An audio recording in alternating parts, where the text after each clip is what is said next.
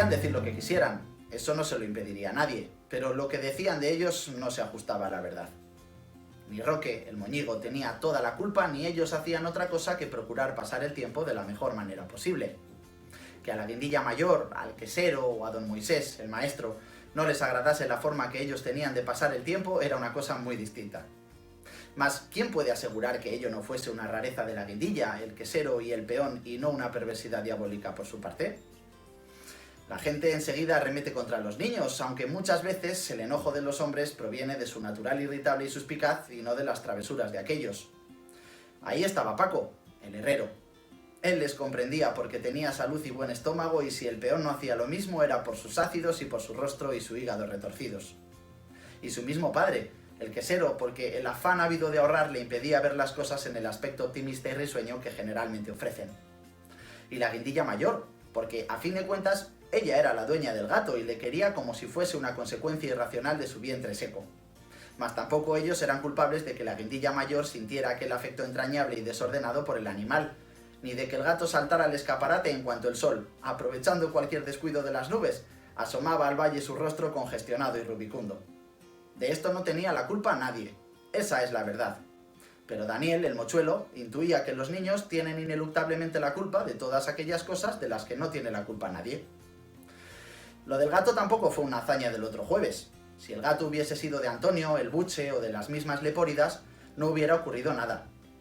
Pero Lola, la Guindilla Mayor, era una escandalosa y su amor por el gato una inclinación evidentemente enfermiza y anormal. Porque, vamos a ver, si la trastada hubiese sido grave o ligeramente pecaminosa, ¿se hubiera reído don José, el cura, con las ganas que se rió cuando se lo contaron? Seguramente no. Además, ¿qué diablo? El bicho se lo buscaba por salir al escaparate a tomar el sol. Claro que esta costumbre, por otra parte, representaba para Daniel, el mochuelo y sus amigos, una estimable ventaja económica. Si deseaban un real de galletas tostadas, en la tienda de las Guindillas, la Mayor decía: ¿de las de la caja o de las que ha tocado el gato? De las que ha tocado el gato, respondían ellos, invariablemente. Las que había tocado el gato eran las muestras del escaparate, y de estas, la Guindilla Mayor daba 4 por un real y 2 por el mismo precio de las de la caja. A ellos no les importaba mucho que las galletas estuvieran tocadas por el gato. En ocasiones estaban algo más que tocadas por el gato, pero tampoco en esos casos les importaba demasiado. Siempre, en cualesquisiera condiciones, sería preferibles 4 galletas que 2. En lo concerniente a la lupa fue Germán, el tiñoso, quien la llevó a la escuela una mañana de primavera. Su padre la guardaba en el taller para examinar el calzado, pero Andrés, el hombre que de perfil no se le ve, apenas la utilizaba porque tenía buena vista.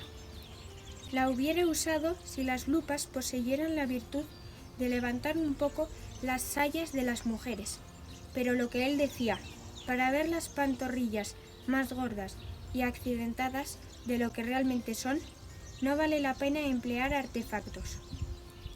Con la lupa de Germán, el tiñoso, hicieron aquella mañana toda clase de experiencias.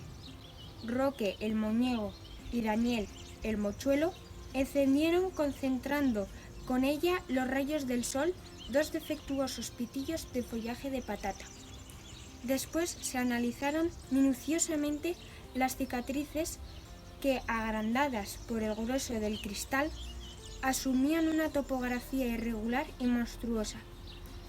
Luego se miraron los ojos, la lengua y las orejas, y por último se cansaron de la lupa y de las extrañas imágenes que ella provocaba. Fue al cruzar el pueblo hacia sus casas de regreso de la escuela, que vieron el gato de las Guindillas enroscado sobre un plato de galletas, en un extremo de la vitrina. El animal ronroneaba voluptuoso con su negra y peluda panza expuesta al sol, disfrutando de las delicias de una cálida temperatura. Al aproximarse ellos, abrió desconfiado un redondo y terrible ojo verde, pero al constatar la protección de la luna del escaparate, volvió a cerrarlo y permaneció inmóvil, dulcemente traspuesto. Nadie es capaz de señalar el lugar del cerebro donde se generan las grandes ideas. Ni Daniel, el mochuelo, podía decir sin mentir en qué recóndito pliegue nació la ocurrencia de interponer la lupa entre el sol y la negra panza del animal. La idea surgió de él, espontánea y como naturalmente. Algo así a como fluye el agua de un manantial. Lo cierto es que durante unos segundos los rayos del sol convergieron en el cuerpo del gato formando sobre su negro pelaje un lunar brillante. Los tres amigos observaban expectantes el proceso físico. Vieron cómo los pelos más superficiales chisporroteaban sin que el bicho modificara su postura somnolienta y voluptuosa. El lunar de fuego permanecía inmóvil sobre su oscura panza. De repente brotó de allí una tenue hebra de humo y el gato de las guindillas dio simultáneamente un acrobático salto acompañado de rabiosos maullidos. ¡Miau, miau! Los maullidos agudos y lastimeros se diluían poco a poco en el fondo del establecimiento. Sin acuerdo previo, los tres amigos echaron a correr, pero la guindilla fue más rápida que ellos y su rostro descompuesto asomó a la puerta antes de que los tres rapaces se perdieran varga abajo. La guindilla blandía el puño en el aire y lloraba de rabia e impotencia. ¡Golfos, sinvergüenzas! Vosotros teníais que ser. Me habéis abrasado el gato, pero allá os daré yo. Os vais a acordar de esto. Y efectivamente se acordaron, ya que fue más leonino lo que don Moisés, el peón, hizo con ellos que lo que ellos habían hecho con el gato. Así y todo, en ellos se detuvo la cadena de escarmientos. Y Daniel, el mochuelo, se preguntaba: ¿por qué si quemamos un poco a un gato nos dan a nosotros una docena de regletazos en cada mano y nos tienen todo un día sosteniendo con el brazo levantado el grueso tomo de la historia sagrada, con más de 100 grabados a todo color? Y al que a nosotros nos somete a esta caprichosa tortura, no hay nadie que le imponga una sanción, consecuentemente más dura. Y así, de sanción en sanción, no nos plantamos en la pena de muerte.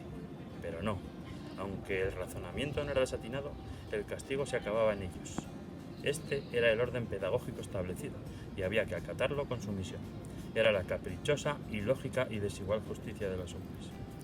Daniel, el mochuelo, pensaba, mientras pasaba lentos los minutos y le dolían las rodillas y le temblaba y sentía punzadas nerviosas en el brazo levantado con la historia sagrada en la punta, que el único negocio en la vida era dejar cuanto antes de ser niño y transformarse en un hombre. Entonces se podía quemar tranquilamente a un gato con una lupa sin que se conmovieran los cimientos sociales del pueblo y sin que don Moisés, el maestro, abusara impunemente de sus atribuciones. Y lo del túnel, porque todavía en lo de la lupa hubo una víctima inocente, el gato, pero en lo del túnel no hubo víctimas, y de haberla sabido, hubieran sido ellos, y encima vengan regletazos en la palma de la mano y vengan horas de rodillas con el brazo levantado con la historia sagrada sobrepasando siempre el nivel de la cabeza. Esto era inhumano, un evidente abuso de autoridad, ya que, en resumidas cuentas, no hubiera descansado don Moisés, el peón, si el rápido se los lleva a los tres aquella tarde por delante. Y si era así, ¿por qué se les castigaba? Tal vez porque el rápido no se les llevó por delante. Aviados estaban entonces. La disyuntiva era ardua: o morir triturados entre los ejes de un tren, o 3 días de rodillas con la historia sagrada y sus más de 100 grabados a todo color izada por encima de la cabeza. Tampoco Roque, el moñigo, acertaría a explicarse en qué región de su cerebro se generó la idea estrambótica de esperar al rápido dentro del túnel con los calzones bajados. Otras veces habían aguantado en el túnel el paso del mixto o del tranvía interprovincial. Mas estos trenes discurrían cachazudamente y su paso, en la oscuridad del agujero, apenas sí les producía ya emoción alguna. Era preciso renovarse, y Roque, el moñigo, les exigió este nuevo experimento: aguardar al rápido dentro del túnel y hacer los tres simultáneamente de vientre, al paso del tren. Daniel, el mochuelo, antes de aceptar, apuntó algunos sensatos inconvenientes. Y el que no tenga ganas, dijo. El moñigo arguyó contundente: las sentirá en cuanto oiga acercarse la máquina.